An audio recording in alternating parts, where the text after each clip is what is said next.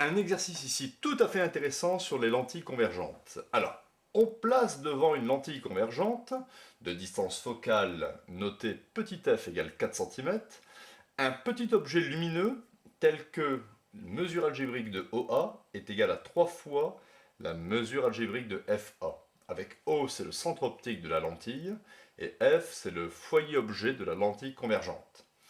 Il faut trouver la position de l'image, c'est-à-dire la mesure algébrique de OA', avec A', qui est l'image de A au travers de la lentille convergente. Alors, correction de cet exercice. J'ai représenté ici l'axe optique, avec le sens de propagation de la lumière, le centre optique de la lentille convergente, et ces deux foyers, le foyer objet et le foyer image.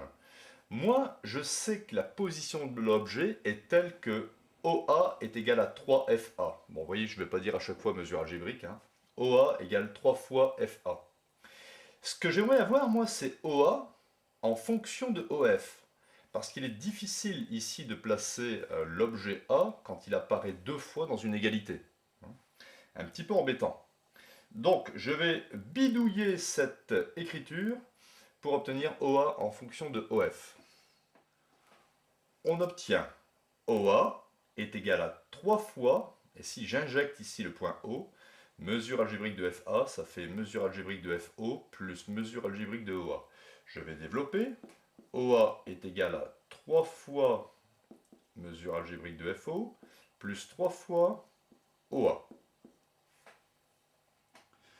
Je vais ici transposer 3FO à gauche et OA à droite, de sorte que j'obtienne, pour la partie droite, 3OA moins OA, et ici, ce qui sera égal à moins 3FO. Alors 3OA moins 1OA, ça me donne 2OA est égal à moins 3FO, ou si vous voulez, 2 fois OA est égal à 3 fois OF, parce que l'opposé de la mesure algébrique de FO, c'est la mesure algébrique de OF.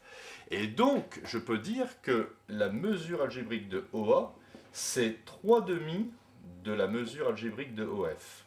Un résultat tout à fait intéressant.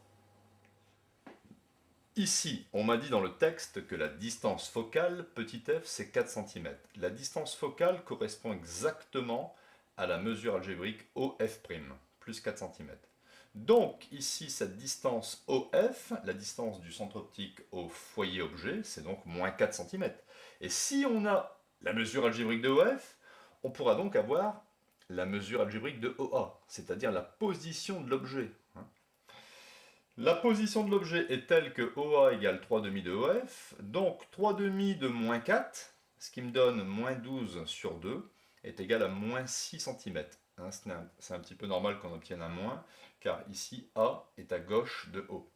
Donc je vais pouvoir ici positionner A sur le dessin, et puis trouver la position de son image A', soit par le graphique, soit par le calcul, grâce à la relation de conjugaison.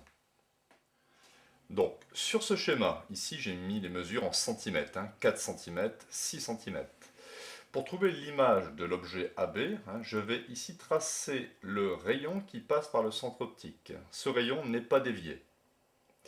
Je vais maintenant tracer un autre rayon, celui qui est parallèle à l'axe optique. Il est parallèle à l'axe optique, ce rayon va converger au foyer image. Donc ce rayon va croiser le rayon qui passait par le centre optique. Les deux rayons se croisent ici. Et ça me donne une image A'B' qui est ici renversée.